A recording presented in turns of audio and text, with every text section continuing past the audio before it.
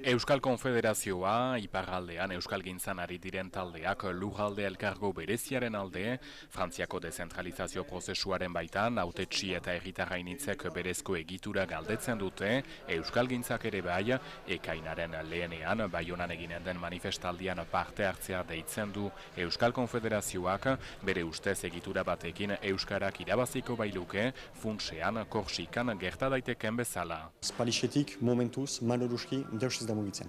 Aldiz, zer ikusten dugu, gaur eta bihar, Korsikako asamlanan, eta hor, horretarazi nahi nuke Korsikak lurralde elkargo bat baduela, hor, Korsikan ari dira eztabaidatzen txosten bat, eta txosten bat ekarri beharko luke nonbait lege bat, beraz guk orako egitura bat, orako lurralde elkargo bat bagenu, orako zerbait, orako delibero bat hartzeko posibilitatea balitzateke.